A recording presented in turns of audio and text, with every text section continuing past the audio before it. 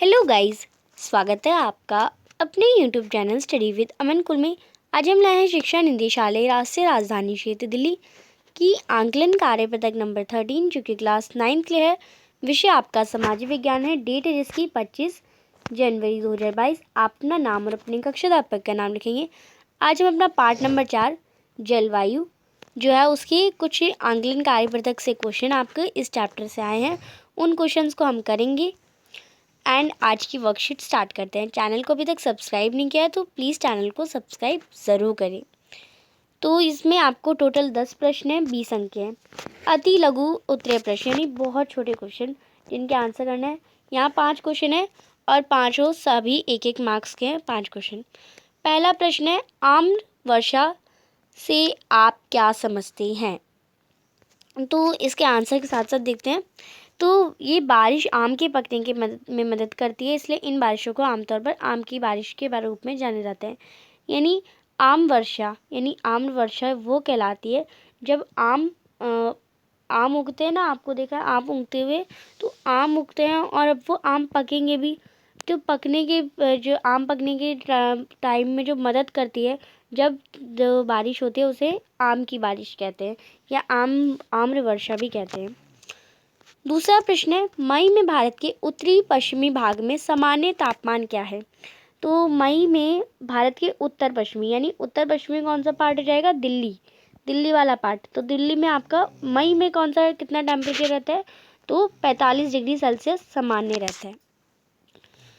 तीसरा प्रश्न है, मौसिन राम किन पहाड़ियों में स्थित है? तो आपने वर्कशीट्स में भी पढ़ा था, वो खासी हिल्स में खासी पहाड़ियों में स्थित है, तो आप इसे खासी पहाड़ी लिख लेंगे। चौथा प्रश्न है, उत्तर भारत में धूल भरी आंधी का क्या महत्व है? यानी उत्तर भारत यानी दिल्ली, हरियाणा, पंजाब, यही वाले पार्ट। तो धूल भरी आंधी का महत्व ओजोन के बढ़ते अग्रदूतों कार्बन मोनोऑक्साइड और नाइट्रोजन ऑक्साइड द्वारा किया गया है, जिसने सतह ओजोन को बढ़ाया। पांचवा प्रश्न है, शीतकाल में पश्चिमी चक्रवाती विक्षोभ किस समुद्र से उत्पन्न होता है? तो वो भूमध्य सागर से उत्पन्न होता है। तो ये थे 5 प्रश्न जो कि बहुत ईजी थे, लघु उत्तरीय प्रश्न। अब हम देखते हैं लघु उत्तरीय प्रश्न, यानी अभी हमने जितने छोटे छोटे आंसर करे ना, अब उससे थोड़े से बड़े हो जाएंगे जो कि 2 मार्क्स के आ जाएंगे। 2 मार्क्स के 2 क्वेश्चन है।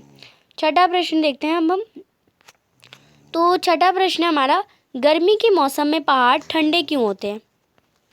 अब आप कहेंगे ये कैसा क्वेश्चन है, गर्मी के मौसम में पहाड़ ठंडे क्यों रहेंगे?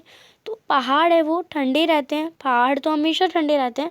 तो गर्मियों के दौरान पहाड़ियाँ भी ठंडी होती हैं क्योंकि हवा का घनत्व जो होता है वो पहाड़ियों के ऊपर कम हो जाता है, इसलिए तापमान भी जो होता है कम हो जाता है, और तापमान कम होगा तो सर्दी बढ़ेगी। ऊंचाई के साथ हवा ठंडी हो जाती है क्योंकि पृथ्वी से विकिरण द्वारा गर्मी खो जाती है और जैसे जैसे हवा फैलती है वह ठंडी होती जाती है। सातवां प्रश्न है, भारत में सर्दियों शुष्क मौसम का अनुभव क्यों करती हैं? तो ये शुष्क मौसम का अनुभव करता है क्योंकि सर्दियों के दौरान मानसून नमी से भरी हवाएं पीछे हट जाती हैं, जिसमें उत्तरी राज्यों में नमी लाने वाले हवाओं की दिशा उलट जाती है और दक्षिण पूर्व दिशा में बंगाल की खाड़ी की ओर बढ़ जाती है। अब है दीर्घ उत्तरीय प्रश्न जो कि आपका 2 क्वेश्चन है, 3 मार्क्स का है। 8वां प्रश्न है, भारतीय मानसून की 3 प्रमुख विशेषताएं बताइए। तो आपको 3 प्रमुख विशेषता बतानी है, तो आप लिखेंगे मानसून की प्रमुख विशेषताएं। पहली विशेषता है, पवन प्रणाली में मानसून दिशा का उल्टा होना, यानी मानसूनी पवनें जो शीतकाल से भूमि से समुद्र की ओर जाती हैं और ग्रीष्म में यानी गर्मी में समुद्र से भूमि की ओर चलती हैं। ये एक पहला पॉइंट हो जाएगा, पहली विशेषता। दूसरी ये है कि मौसमी भारी वर्षा और सूखा मानसून की सामान्य विशेषता है। तीसरा, जलवायु परिस्थिति में स्थानीय भिन्नता के बावजूद ये पूरे उपमहाद्वीप को मानसून प्रकार की जलवायु के ही एक ही जलवायु सूत्र में जोड़ता है।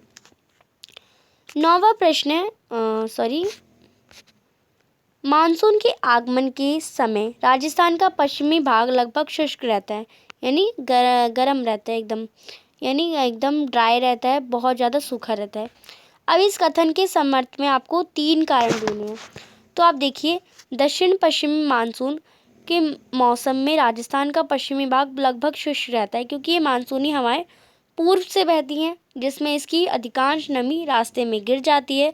जब वे राजस्थान पहुंचते हैं तो वे लगभग सूखे हो जाते हैं। मानसूनी हवाओं की अरब सागर शाखा के प्रभाव को रोकने के लिए पर्याप्त ऊंचा कोई पहाड़ नहीं है। फिर है अति दीर्घ क्वेश्चन, यानी एक क्वेश्चन आपका 5 मार्क्स का है। 10वां प्रश्न है, क्या भारत में वर्षा का वितरण असमान है? अपने उत्तर के समर्थन में 5 कारकों का उल्लेख कीजिए। तो आप देखिए जो यहाँ पे एक स्टेटमेंट दे रखी है, क्या भारत में वर्षा का वितरण असमान है। अब इसमें आपको 5 कारण से बताना है। तो सबसे पहले तो राहत, पश्चिमी घाट में भारी वर्षा होती है। दक्षिण पश्चिम मानसून की अरब सागर शाखा जो नमी से लदी हवाएं बनती हैं, पश्चिमी घाट से टकराने पर बहुत भारी वर्षा करती हैं। इसके राहत से मानसून राम में अधिक वर्षा होती है। दक्षिण पश्चिम मानसून की बंगाल की खाड़ी वर्षा होती है। समुद्र से दूरी क्या हो जाएगा? समुद्र से दूर स्थित स्थानों की तुलना में तटीय क्षेत्र के पास स्थानों में वर्षा अधिक होती है। यानी अगर समुद्र के पास होगा तो ज़्यादा वर्षा होगी, समुद्र से दूर होगा तो कम वर्षा होगी। हवाओं की दिशा अब अरब सागर शाखा के अरावली पहाड़ियों के समानांतर बढ़ने के कारण राजस्थान में कम वर्षा होती है। फिर है ITCZ यानी इट्स ट्रॉपिकल कन्वेंशन जोन। लिखो, मानसून के मौसम के दौरान मानसून ट्रफ के रूप में भी जाना जाता है।